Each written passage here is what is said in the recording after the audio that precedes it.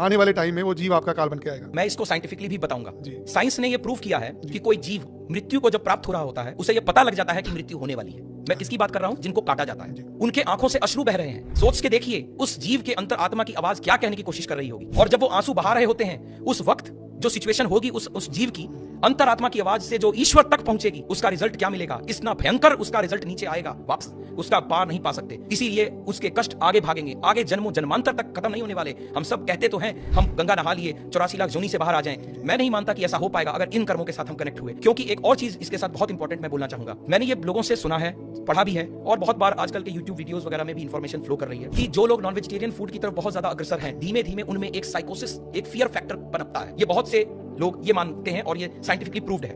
कोई बता सकता है ऐसा क्यों? इसके पीछे साइंस है। जिस वक्त वो जीव मृत्यु को प्राप्त हो रहा है वो डरा हुआ है।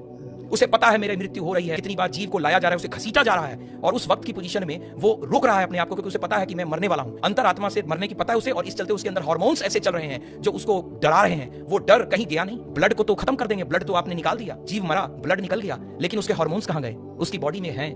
धीमे धीमे धीमे वो फियर हार्मोन्स ह्यूमन बॉडी में जाएंगे और आप उसे फियरफुल होंगे, फियरलेस नहीं होंगे। जितने धर्मार्थ लोग हैं वो फियरलेस रहते हैं और इस तरफ के लोग फियरफुल रहते हैं। फर्क समझ में आ रहा है? वो जीव का फियर आगे तक पर्कुलेट करेगा। इसीलिए बीमारी हो रही है, इसका मतलब बीमारी भी आ रही है। तभी तो कहा जाता है कि ये स्वाइन फ्लू आ गया तो आप नॉनवेज फूड छोड़ दीजिए, ये फ्लू आ गया तो वो छोड़ दीजिए, और ये हार्मोन फियर फैक्टर पर्कुलेट कर रहा है तो लोग फियरफुल होते चले जा रहे हैं, प्लस कर्म खराब हो रहे हैं। मैं बार बार कहूंगा, काल पुरुष की कुंडली को कोई एस्ट्रोलॉजर और कोई भी धरती पर रहने वाला जीव जो समझ रहा है वो उसे भूले ना। 10वां घर कर्म का, 11वां घर प्राप्ति का, दोनों शनि के प्रभाव में हैं। कर्म बुरे करोगे, प्राप्तियां बुरी करोगे। शनि देव की समय जब आएगा तो उनकी मार से बचना असंभव ही असंभव है।